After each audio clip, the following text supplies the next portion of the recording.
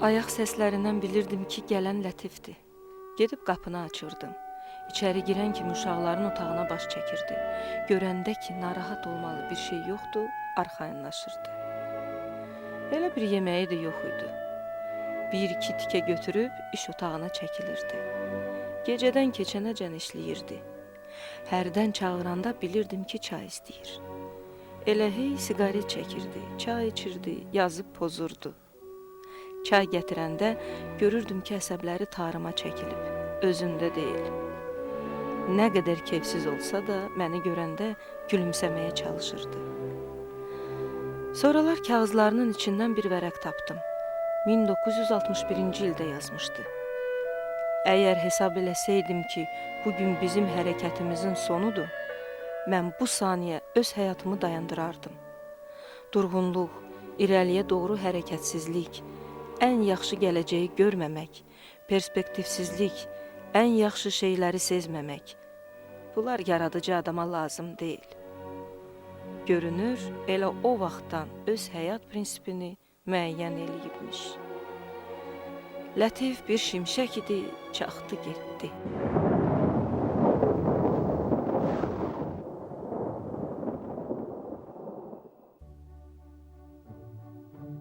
Anası Maya onu bir tikə uşağı tək tənha Bakı kimi böyük bir şəhərə buraxmağa çətinliklə razı oldu.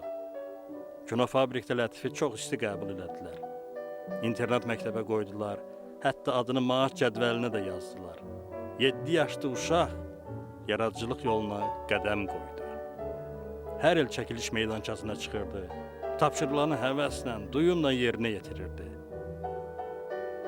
1928-ci ildə Sevil filminin çəkilişləri başlayanda Cəfər Cabbarlının tövsiyəsi ilə uşaq rolunu Lətifə tapşırırlar. Ağasadıq Gərəybəyli, Mustafa Mərdanovla birgə meydançaya çıxmaq ondan ötürü sehirli bir yuxu idi. Sonra Şərqə Yol, Qızıl Kol filmlərində çəkilir. Amma o zəif lentlər Lətif üçün də uğursuzluq gətirir. Ən böyük uğursa ölkədə gedən kollektivləşmə olaylarından bəhs eləyən Lətif filmi ilə bağlı idi. 1-2 il əvvəl Davjenkonun Torpaq lenti ekranlara çıxmışdı. Siyasi rəhbərlik belə film yaratmağa qarşıya qoymuşdu. Rejissor Mikhail Mikhailovun yazdığı ssenari nəsə başqa cür adlanırmış. Amma qolçamaq atasını ifşa eləyən 10 yaşlı uşağın rolunu balaca Lətif elə səmimiyyətlə oynayır ki, filmin adını dəyişdirib Lətif qoyurlar.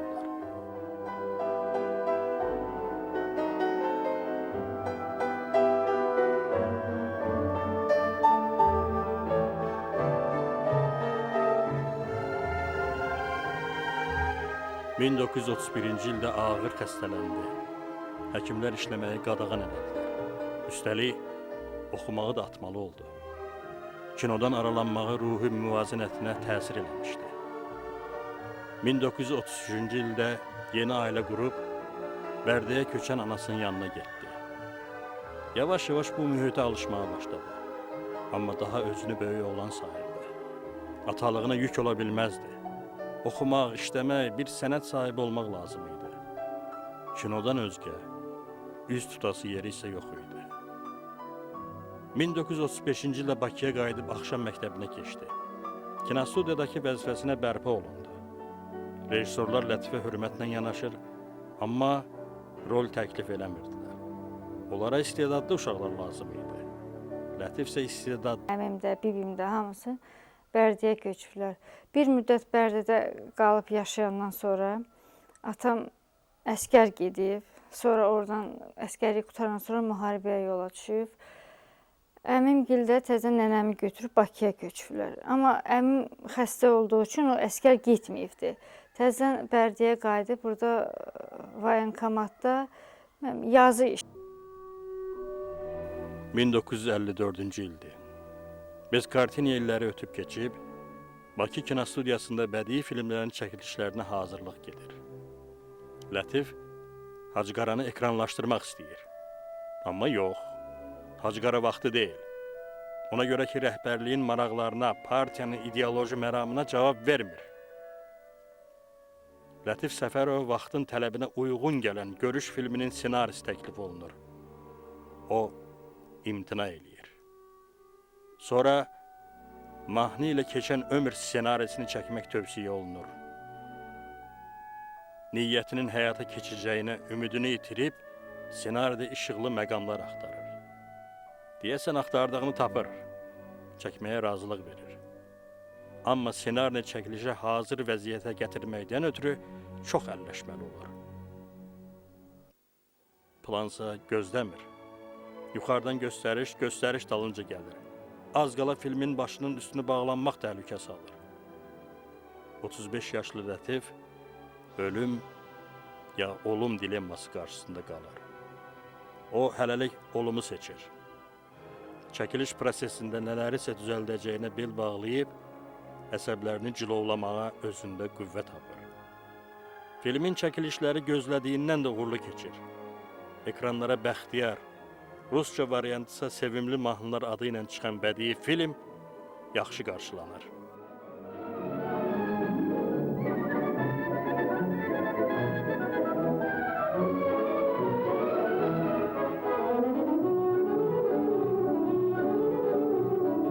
Lətif müəllimin, rəhmətliyin artistlərə çox böyük hörməti vardı. Çox böyük. Hər dəfə də biz çəkiliş mediaçısına gələndə əvvəlcə belə eləyirdi. Bütün fəhlələr olurdu orada. İşıqçılar olurdu, asistentlər olurdu, operator olurdu, direktor olurdu. Sonra aktyorlara gətirirdi çəkiliş meydançasına. Ki, aktyorlar çox inciməsinlər. Belə çəkilirdik. Çox yaxşı ünsiyyətimiz vardı. Çox səmimi yoldaş idi. Çox səmimi yoldaş idi. Adam oyuna işləyəndə hiss edirsən ki, sən belə həm gözəl insanla, gözəl bir rejissorla işləyirsən və öz sənət və hörmətini artırdı ki, mənim görə nə qədər yaxşı sənətim var ki, belə bir insanla, belə bir yoldaşla işləyirik. Rəşid Beybutovun xəttini çox istəyərdi, bizim böyük sənətkarımız, Mərziyə xanımı, bir yedi çəkildikdir, Ağasadə Qərəbəylini. Onda belə bir xasiyyət vardı. Bir aktyorlara çəkirsə, mümkünsə ikinci film çəkəndə o aktyorlardan istifadə edir. Məsələ, Bəxtiyardan sonra çəkdik Qızmar Günəş altında. Mən düzdür orada əsas rollardan birində çəkilirdim, Xəlil rolunda. Muxlislə bir epizodda çəkilirdi, şofer rolunda. Dedi, yox, Lətif məni çağırırsa, mən mütləq o filmdə çəkiləcəyəm. Salam uşaqlar. Salam. Salam. Salam. Salam Yusuf, çoxdandır görüşmürük. Çoxdandır. Safiyə, bəsən niyə? Niyə dayanmışıq? Gedək oynaya. Heç utanırsınız. Dedim qohum akrabadır və dəyaqda dadıma çatarlar. Buna görə də mən sizi öz klubuma işə götürdüm. Kimi işin götürürlər? Səni, məni və səni? Səsinizi kəsin! Təcili tədbir görməliyik ki, sabah klubda öz fəaliyyət dərnəkləri olsun. Fikirləşin! Hamınız fikirləşin!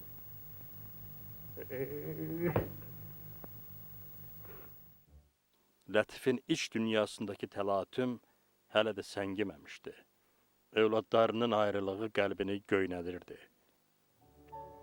Yazı masası arxasında oturanda, yaradıcı qrupun arasında olanda, çəkiliş meydançasına çıxanda bu ağrını az da olsa unudurdu. Amma divarlarından tənhalıq yağan mənzilində fikirləri ilə tək-bədək qalanda, qəlbinə çökən ağırlığa tab gətirməyə özündə qüvvə tapa bilmirdi.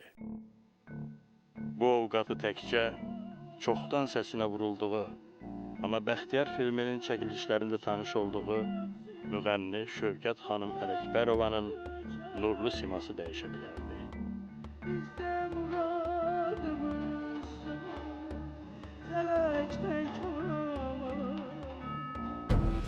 Şövkət xanım Lətif müəllimlə danışanda maraqlı idi. Mən həmişə görürdüm ki, çox böyük hörmətlə danışırdı Lətif müəllim haqqında. Həmişə deyərdi ki, çox ağıllı, çox gözəl insan, çox gözəl dost idi Lətif müəllim. Və mən görürdüm ki, bəlkə illər keçib, bilirsiniz ki, həyatda belə faciə olub.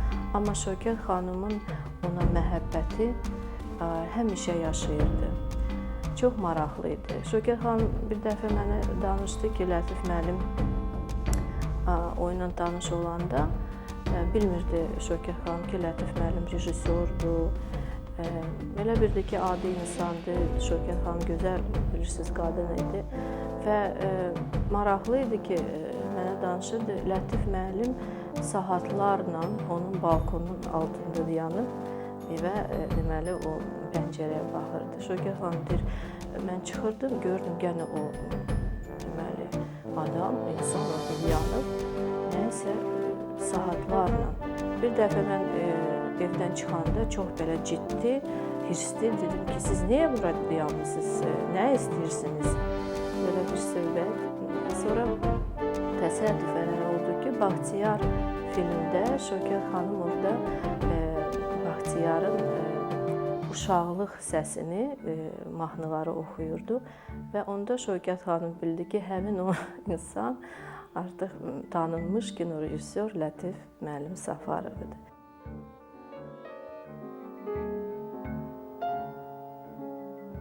Lətif Səfərov klassik əsərləri ekranlaşdırmaq istəyirdi. Amma dövlət planının klassika limiti o olmasın, bu olsun filmi ilə tükənmişdi. Boş beykar dayanmaq, nə vaxtsa senari təklif olunacağını gözləmək onun xarakterinə uyğun gəlmirdi. Dərhal sənədli kinoya qayıtdı. Bakının uşaqları qığılcım lentlərini çəkdi. Bununla yanaşı öz mövzularını qəbul elətdirmək üçün rəhbərliklə danışıqlar aparır, məktublar yazırdı. Əvəzində ona Sovet adamlarının fədakar əməyindən bəhs eləyən ssenarilər təklif olunurdu. Çəkirsən çək, çəkmirsən çəkmə. Lətif Səfərov bu dəfə də güzəştə getməli oldu. Bəlkə üçüncü dəfə bəxti gətirdi. İndi qismətinə çıxan Həsən Seyidbəylinin bizim Astarada povesti əsasında yazdığı Qızmar Günəş altında ssenarisi idi.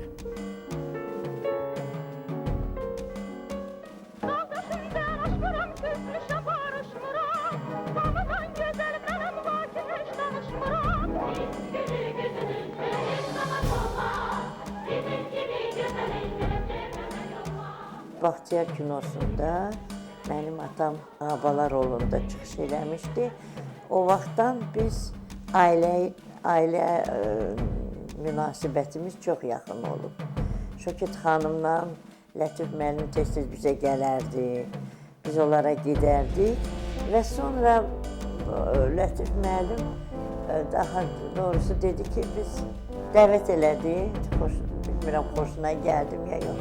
Dedi ki, bax, Qızmar Günəş kinosunu çəkəcəyəm, Qızmar Günəş altında. Mən istərdim ki, mən də çəkim. Hər halda atam da orada baş rolu oynayırdı, kolxoz sədrini. Belə oldu ki, məni də dəvət elədilər. Mən də onda 8-ci sinifdə idim və çəkiliş oldu Lənkəran, Astara zonalarda. Orada biz deməli çay plantasiyalarda, daha doğrusu orada çəkirdik. Ümumiyyətlə Lətif müəllim çox ciddi adam idi, çox tələbkar idi. Bir probanı məsələn xoşuna gəlməsə, onu bir 10 dəfə çəkirdi. İşində sərt idi, tələbkar idi, amma həyatda çox mülayim idi. Çox, olduqca. Xoşu gələrdi ki, qonaq gəlsinlər, onlar getsinlər. Bir Şövkət xanımla çox mülayim idi, çox belə bir-birinə onların məhəbbətləri böyük idi. Çünki yadıma gəlir, Şövkət xanım tez-tez proba çəkiləndə Lənkərana gəlirdi. Yanında olurdu, o yadımdadır mənim. Bəli. Və mən orada hələ uşaq ikən onların belə məhəbbətlərini, bir-birinə münasibətlərini görürdüm. Yoldaş Nadirov, sən bu uşağın sözünə baxma. O uşaq kimdir? Sən kəs. Suala cavab ver. Sən də kəs. Mən yoldaş İsbalkomun qulluğunu ərz edirəm. Mən ərz edirəm ki, bütün küreyi ərzdə bizim sədrə oxşayanı yoxdur. Düz dirsən Piroğlu. Onu oxşayan sədirləri çoxdan çıxardıblar. Ha? Bəli. Sən nə çərəm pərəm vurursan? İyizən Sərdar o pis sədirdir. Mən yox. Mən ərz edirəm ki... Otur! Baş üstə.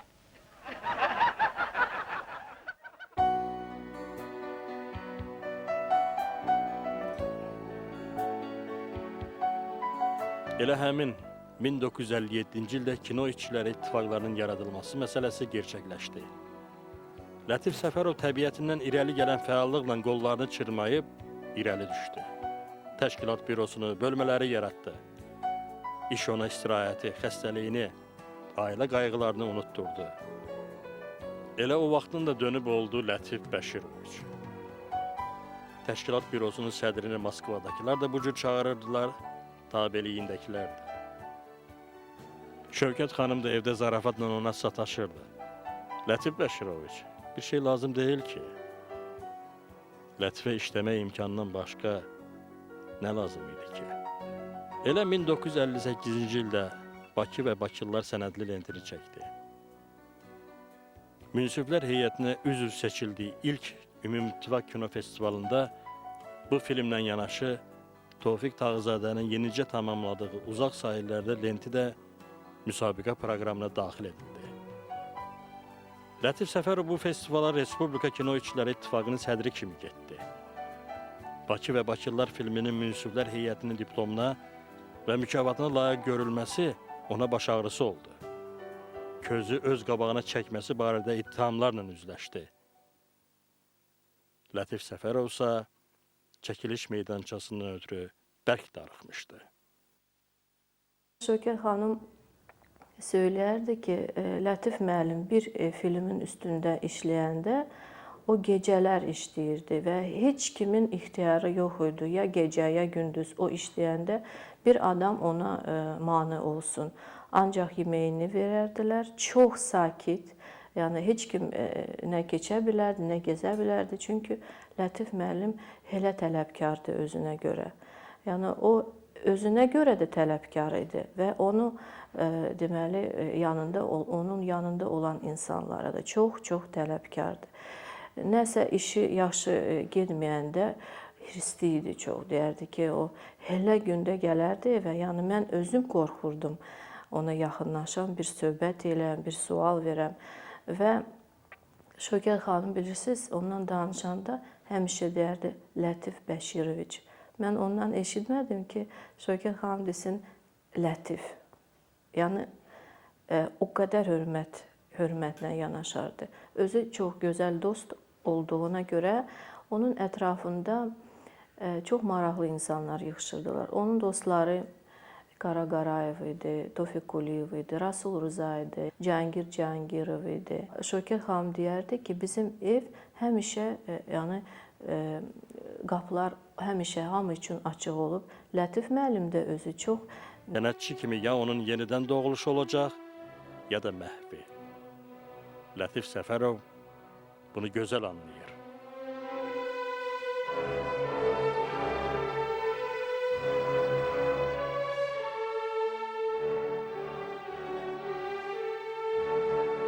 Я принадлежал другой группе, к Тагизаде, Tofiku. Mən başqa heyətdə, Tofiq Tağzadənin qrupunda işləyirdim. O zaman bura gəlib, onun 2-3 filmində çəkilmişdim.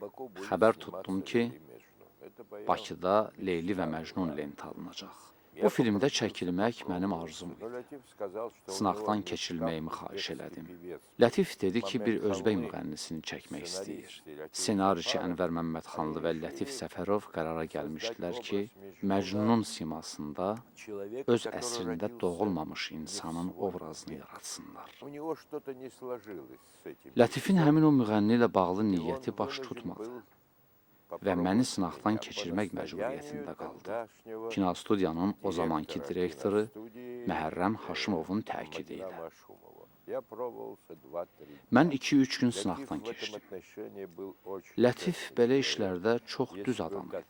Başqası elə-belə yoxlayardı. Amma o, sınağa böyük həvəslə girişdi. Nəticə çox xoşuna gəldi. Bədii Şura da bu rola məni təsdiq elədi. Bax elə həmin vaxtdan Lətif Səfərovla qarşılıqlı yaradıcılıq və insani münasibətlərimizin əsası qoyuldu. May ayında çəkilişlərə başladıq və Türkmənistana yola düşdük. Türkmənistanda Nebit dağı, oradan da 180 kilometr uzaqda yerləşən Karakutab adlanan yerə getdik.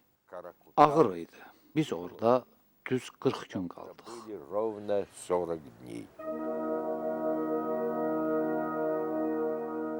Ömrünün ən ağır məqamlarında müəllimi Qriqori Kozintsova üst tutur. Onu məsləhət vermək üçün Bakıya çağırır. Amma Kozintsovun özü əvəzinə həyəcanlı məktubları gəlir. Leningrad, 25 iyun 1961-ci il.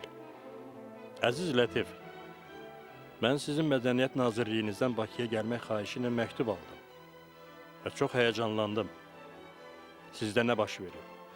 Mənə niyə siz yox, rəsmi adamlar yazır. Başlıca bəla burasındadır ki, sizə nə də istəsəniz kömək eləməyə hazıram. Amma Bakıya gəlməyim heç cür mümkün deyil. Bəlkə materialı Leningrada yaxud Moskvada göstərmək üçün hansısa imkan var. Bəlkə orada festivalın əvvəlində oldum. Yalnız əvvəlində. Mən stenoqrafçı çağırıb, bütün bəndlər üzrə sizə bütöv bir əsər yazıb göndərərdim. Bəs sizin özünüz mənə niyə heç bir şey yazmırsınız? Bütün bunlar məni həyəcanlandırır. Cavab gözləyirəm. Sizi çox sevirəm və istəyirəm, hər şeyiniz yaxşı olsun. Çox təəssüf ki, bir-birimizdən bu qədər uzaqda yaşayırıq. Sizin dostunuz Qriqori Kozintsev. Bizim üçün çətin dövrlər idi. Nazim Hacıyev, Mərkəzi Komitənin Təbliğat və Təşviqat üzrə katibi, materiallara baxdı. Səs-küy qaldırdı. Lətif əsəbdən xəstələnib yatağa düşdü. Qarşıdurmalar başlandı.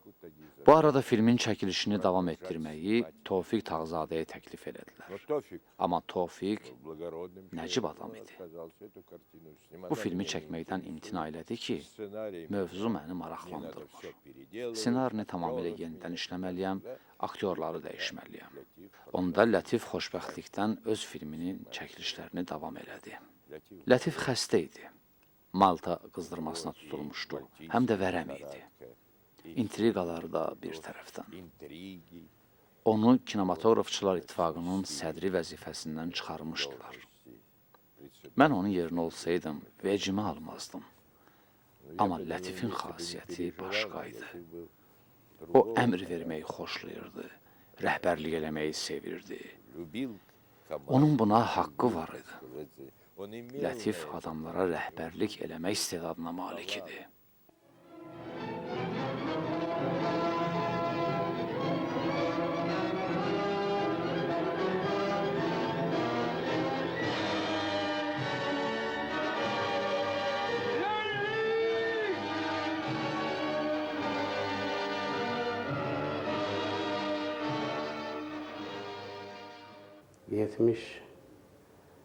Beşinci ildə Kozintsov zəng eləmişdi bizə evə və demişdi ki, o vaxt GİKdə daxil olmaq üçün bir bron saxlanmışdı mənim üçün. Anamı demişdi ki, Bəşiri göndər, Moskvada oxuyacaq, amma anam buraxmadı. Dedi, o çox ağır sənətdir. De, yanımda qalsa yaxşıdır.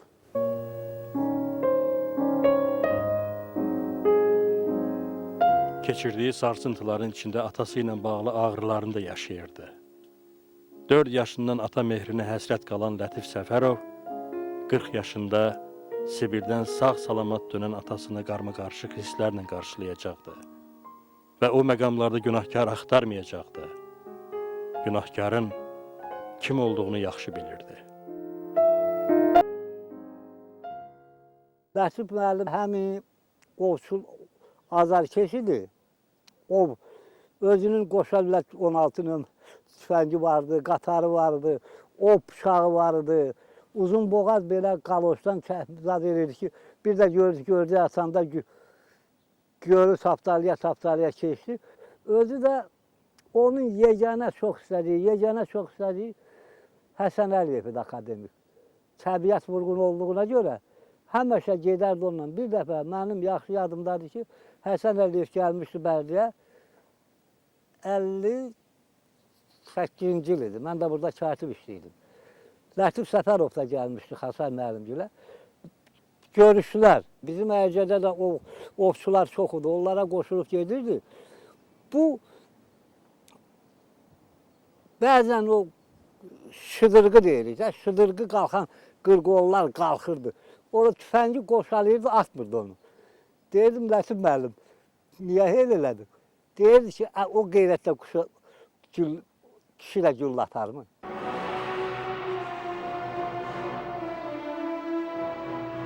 Şaxtalı bir qış axşamı ömrünün son saatlarında ümidsizlik girdabında çabalayan Lətif Səfərov həyatın və adamların daddırdığı ağrılardan qovrulurdu.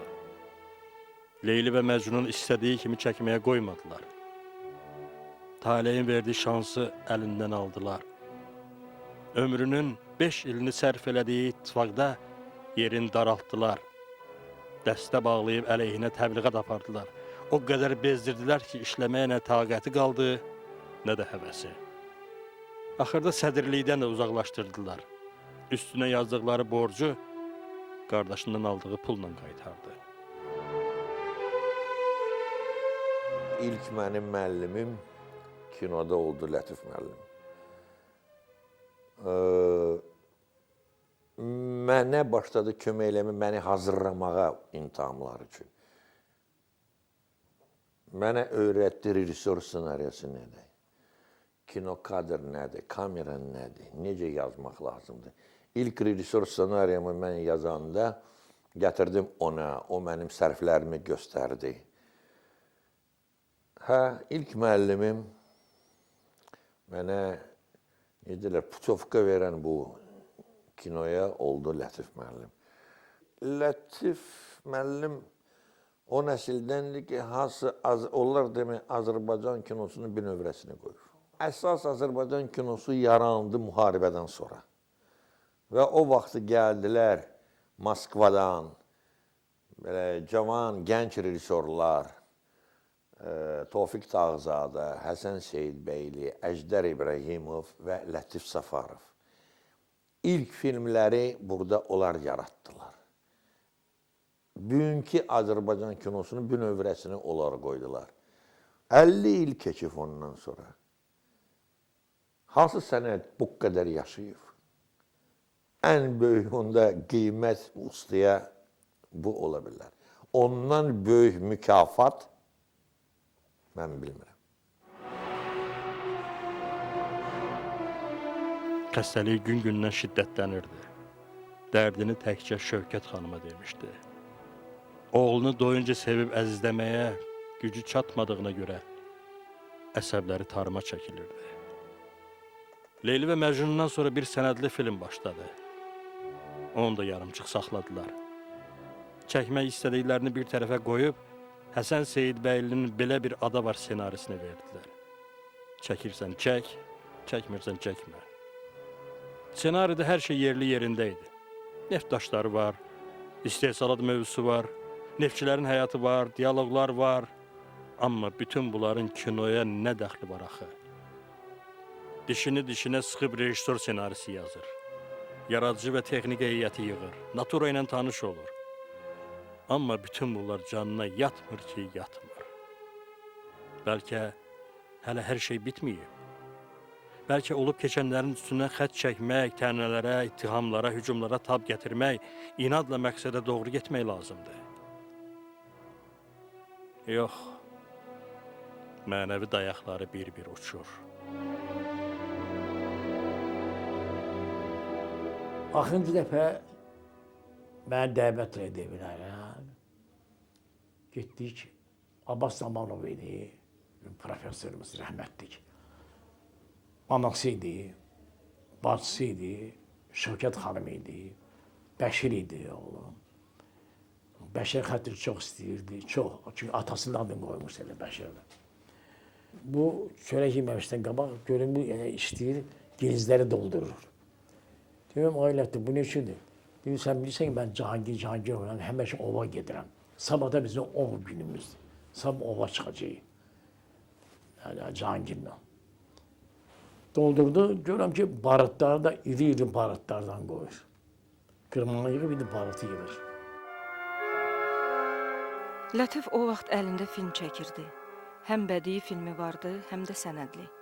İşi çox idi. Rəşid adlı bir assistenti vardı. Onunla həmin gün oturub gecə yarıyacan işlədilər. Dəqiqə başı bu oğlan yanında məni səsləyirdi. Şef çağırırdı məni. Boynumu qucaqlayıb, Rəşid şefdən çox razıyam deyirdi. Lətifdən çıxmayan iş. Əl çəkmirdi ki, otur yanımda.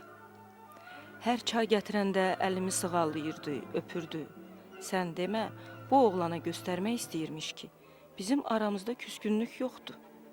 Sən demə, artıq ürəyində qərara gəlibmiş. Ətrafdakılara da göstərməyə çalışırmış ki, məndən narazı deyil. Ayrı-ayrı ünvanlara, şəxslərə 9-10 məktub yazmışdı. Hamısında da mən xəstəyəm, daha dözə bilmirəm. Ölümümdə heç kəsi günahkar bilmin sözləri təkrarlanırdı. Ovu xoşlayırdı Lətif. Hərdən dostları ilə yığışıb gedərdi. Yaxşı tüfəngi də vardı. Ova vaxtaşırı getdiyindən tüfəngi həmişə saz idi. Gecə saat 2 radələrində gedib qapını bağladı. Şifaneri açıb nəsə götürdü. Mən oyandım. Soruşdum ki, Lətif Bəşiroviç, nə lazımdır? Dedi, heç, sən yat, dəsmal götürürdüm. Sən demə, qalstuk götürürmüş ki, lüləsini ürəyinə dayadığı tüfəngin çaxmağına bağlayıb, tətiyi ayağı ilə çəksin.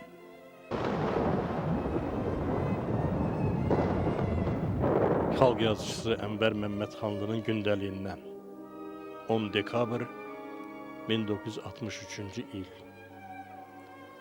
2 gün qabaq Lətiflə kinostudiyada, bədii şurada görüşmüşdük. Sən demə, son görüşümüz imiş. Gecə gəldik. Dəhşət. Sinəsindən girib ürəyindən çıxan qırmaların izi divarı oyub. Vışqadan başqa bir qəzetdə elan verməyə icazə olmadı. İmran Qasımov da, mən də Qara Qarayevdə nekrolog verilməsi üçün çox çalışdıq. Bir şey çıxmadı. Katolik kilsəsinin üsulu ilə yanaşdılar Lətifə. Dəfni dekabrın 10-da yuxarı qəbristanlıqda oldu. Küləkli, qarlı bir gün idi. Sonra Rəsul Rıza Rekviem adlı bir şeir həsr elədi Lətifə. Lətif Səfərovun xatirəsinə.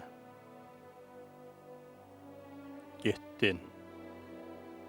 Nə kimsəni incidib, nə kimsədən inciyib, şikayətini eşidən olmadı. Dostlarından, tanışlarından nə böyüyü, nə kiçiyi. Nə adın qara çərçivəyə düşdü qəzetlərdə, nə elan, nə nekrolog.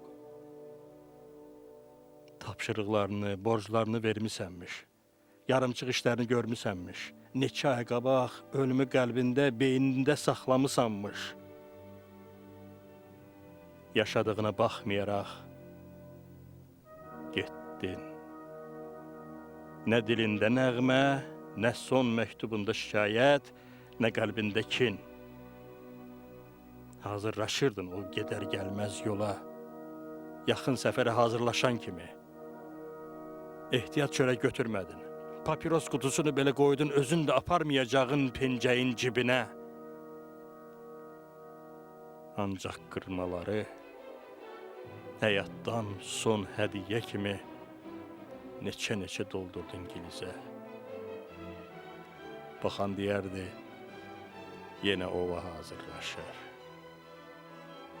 Divarda 7 çopur qalıb, sən yoxsan. Sən var olanda bu çopurlar yoxdur. Elə bil, qaynar yağ çilənib divarların üzünə. Yanıb divarı 7 yerdən. Yanıqlar xatirə qalıb, yolu o məşum gecənin qaranlığında itən kədərdən. Ayrıldıq. Nə əlvida dedin, nə baxışında son görüşün ağrısı vardı. Nə sözlərində bir damla acı, nə dilində ürəyini boşaltmaq ehtiyacı. Bəlkə boşalsaydı ürək, belə olmazdı heç. Nə bilək.